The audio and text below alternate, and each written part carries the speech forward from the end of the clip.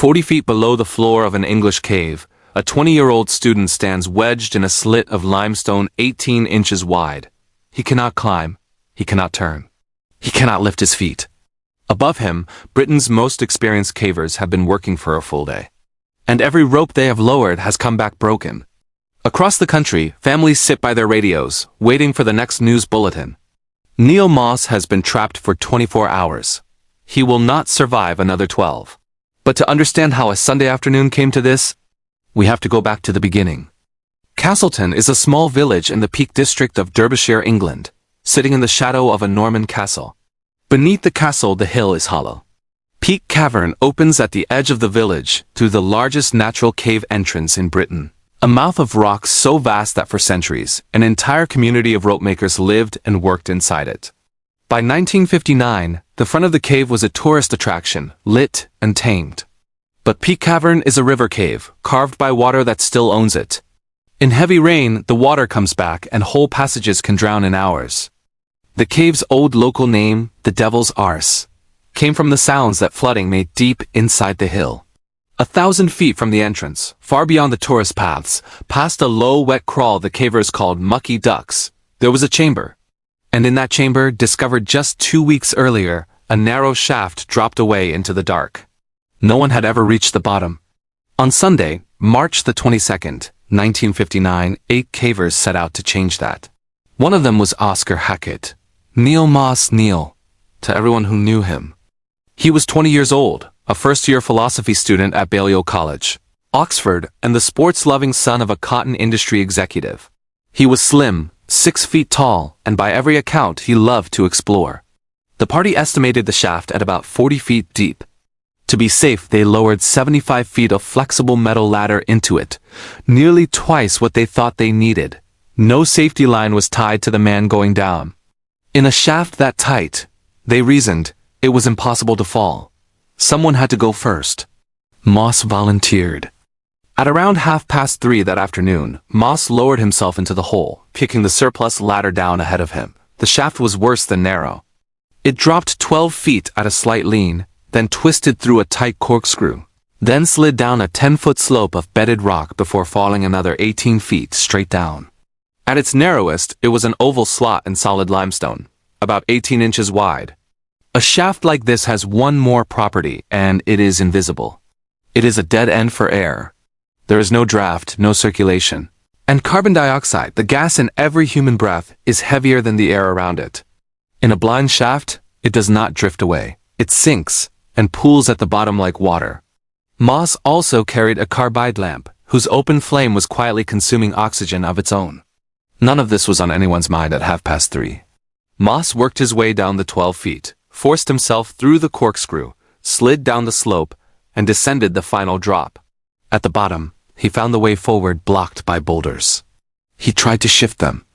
To get leverage, he wedged himself into a small recess, and in the struggle, the loose ladder gathered and jammed beneath his body. The boulders did not move. Because of this, there was nothing left to do but climb out. He rose a few feet. Then he stopped. It is a little after 4 o'clock in the afternoon. Neil Moss stands upright in the corkscrew, 40 feet down, sandwiched in a slot of rock 18 inches wide. His shoulders are held. His helmet scrapes stone. The jammed ladder sits useless beneath him, and the walls are too tight for him to bend his knees and lift his boots to the rungs. He can shift his hands a little, nothing else. He cannot move up. He cannot move down. From 40 feet below his friends comes a calm, almost apologetic sentence, one that newspapers around the world will soon print. I say, I'm stuck. I can't budge an inch. At the top of the shaft, no one panics. Cavers get stuck, ropes and patience free them. Moss grips the ladder and the others haul. He rises a few feet, then the ladder wedges solid and will not move again in either direction.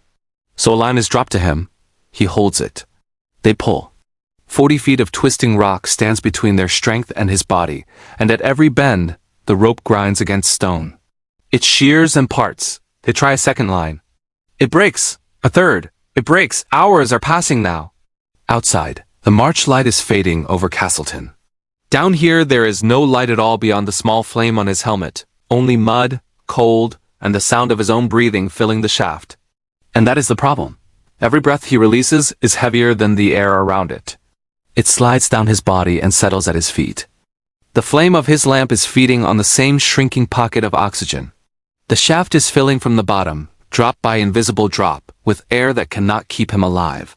Imagine standing in total darkness in a stone tube the width of your shoulders, knowing that the air itself is slowly turning against you. Messages travel hand to hand up the passage, through the crawls, out through 1,000 feet of darkness to the entrance, and into the night.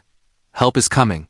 But by the time the first rescuers reach the chamber, his friends have understood two things. Ropes are not going to be enough. And the air at the bottom of the shaft is changing. What happened next became the largest cave rescue Britain had ever seen. The police put the appeal out over the radio, and within hours, Castleton was overwhelmed. Cavers from across the country, RAF mountain rescue teams, Royal Navy personnel, National Coal Board mine experts, more than 200 volunteers, alongside reporters and crowds of onlookers. BBC news bulletins carried the story into homes across Britain, hour after hour. A nation waited on a shaft 18 inches wide. Underground, the attempts continued through Sunday night. Slim cavers forced themselves down toward Moss, and the air beat them back. 3 of them lost consciousness inside the shaft and had to be dragged out. Then a caver named Ron Peters got further than anyone. Past the corkscrew, he found the broken end of the last line still tied to Moss, secured a rope around the trapped man's chest, and climbed out. The team above hauled. Moss rose roughly 2 feet. Then the rope snapped. It was the last time Neil Moss ever moved. At midnight, oxygen cylinders finally arrived at the cave. An RAF doctor, waist-deep in mud at the top of the shaft, pumped oxygen down to him through a hose. It helped, but it could not undo the physics. The carbon dioxide pooled around Moss faster than clean air could reach him, and it was already doing its work. His speech grew confused. At one point, he calmly suggested that the others should go and get something to eat. An appeal went out for an experienced caver small enough to pass the corkscrew. Early on Monday morning, an 18-year-old typist from Manchester named June Bailey arrived, ready to be sent down. The newspapers made her a legend, lowered headfirst, they claimed, with orders to break Moss's shoulders free if she had to. It was a story that spread around the world. But those who were there confirmed she was never allowed into the shaft at all. By Monday afternoon, 24 hours in, Moss's breathing could still be heard, slow and labored. Compressed air was blasted down to flush out the foul atmosphere. Another team attacked the rock lower down, hoping to tunnel in beneath him. The rock won. And then it began to rain. Steadily, relentlessly, on a hill full of water. Mucky ducks, the low wet crawl between the rescuers and the exit, began to flood. If it sealed, every man inside would be trapped with him. The order came down. Withdraw. After some 30 hours of fighting for one life, the rescuers had to walk away from it. Late that night, when the water eased, a small party went back in, an RAF doctor among them, to the place where they had last heard him breathing. They knelt at the mouth of the shaft, and they listened. There was no sound. Dr. Hugh Kidd pronounced Neil Moss dead without ever having seen his patient, the only time in his career he would do so. The inquest recorded the time of death as 3 o'clock in the morning, Tuesday, March the 24th, 1959, roughly 35 hours after he entered the shaft, and the cause as asphyxiation from the carbon dioxide of his own breath. He was 20 years old. Recovering his body, the experts concluded, would almost certainly kill someone else. His father, Eric Moss, had waited at the cave through the entire ordeal. It was he who asked that no one take that risk, that his son be left where he lay.